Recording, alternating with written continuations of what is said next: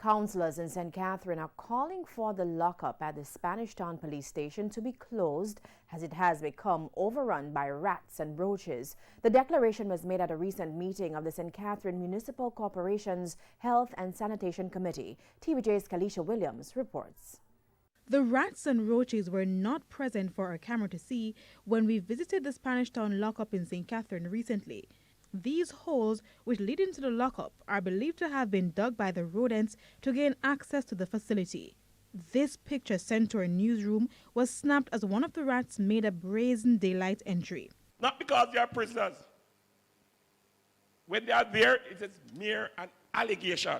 They have not yet been tried and found guilty. So it's an allegation that is perfect against them.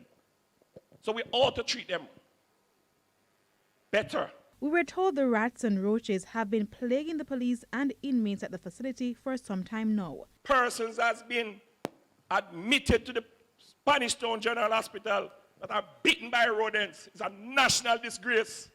Bitten by rodents. Policemen are sick, has to be treated elsewhere.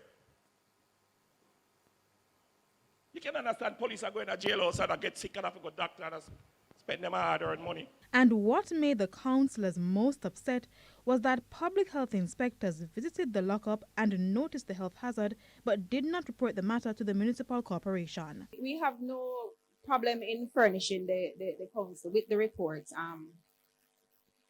At the next meeting, I could take the reports or maybe forward it electronically. The agencies need to do their work, and where there is situation like this, yes, need to be remedied and deal with instantaneously. But Chairman for the Health and Sanitation Committee, Sidney Rose, simply wants the facility to be closed. I think the ultimate remedy is to order that place closed until the necessary things are done. Closed, Inspector. It's unfortunate and unfair. Kalisha Williams, TVJ News.